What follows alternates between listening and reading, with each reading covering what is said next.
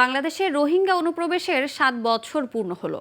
কথা ছিল চুক্তির ৩ মাসের মধ্যে শুরু হবে রোহিঙ্গাদের নিজ দেশে প্রত্যাবাসন, কিন্তু আজও ফেরেনি একজনও রোহিঙ্গা।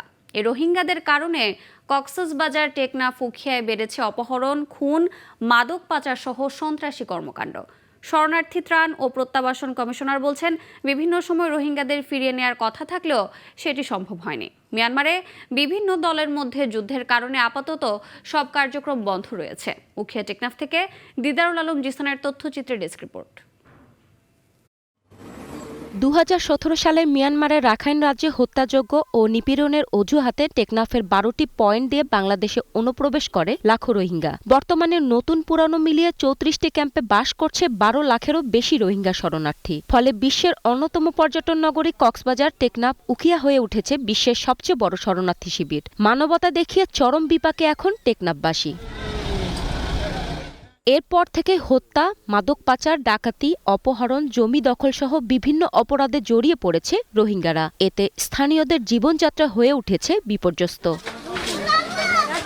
রোহিঙ্গারা বলছেন, নিজেদের জমি, বাড়ি, নাগরিকত্ব ও অধিকার ফিরে পেলেই মিয়ানমারে চলে যাবেন তারা। বাংলাদেশের গভর্নমেন্টের রইতে, ইউএনের রইতে, ইন্টারন্যাশনাল রইতে আরা তো ওয়ার রিকোয়েস্ট আরা রোহিঙ্গা কল আরা এরে লং টাইম রিফিউজি লাইফ কদি আরা নাছে। রোহিঙ্গাদের কারণে প্রতিদিনই ঘটছে অনাকাঙ্ক্ষিত ঘটনা। এই কারণে আতঙ্কে দিন কাটছে এলাকাবাসীর, এমনটাই দাবি রোহিঙ্গা প্রত্যাবাসন কমিটির এই নেতার। রোহিঙ্গার কারণে আমরা দেখতে পেয়েছি ইয়াবার ছড়াছড়ি হয়েছে, এদেশে মাদকের ছড়াছড়ি হয়েছে, যুব সমাজ আজকে ধ্বংসের দ্বার প্রান্তে দাঁড়িয়েছে। স্থানীয় জনপ্রতিনিধিরা জানান, রোহিঙ্গা অনুপ্রবেশের পর থেকে আইন শৃঙ্খলার অবনতি হয়েছে, আর আপাতত রোহিঙ্গা প্রত্যাবাসন কার্যক্রম বন্ধ রয়েছে বলে জানালেন শরণার্থী ত্রাণ ও প্রত্যাবাসন কমিশনার। আমরা অনেক কিছুর শিকারে পরিণত হয়েছি রোহিঙ্গাদেরকে মানবিক কারণে জায়গা দিয়ে।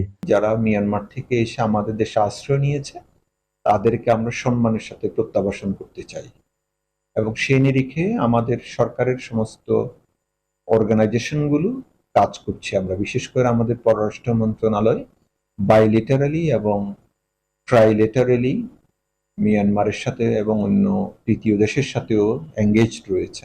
দ্রুত প্রত্যাবাসন বাস্তবায়ন করা না হলে রোহিঙ্গা সমস্যা আরও বাড়বে, এমনটাই মনে করেন উখিয়া টেকনাফবাসী। Global television news desk.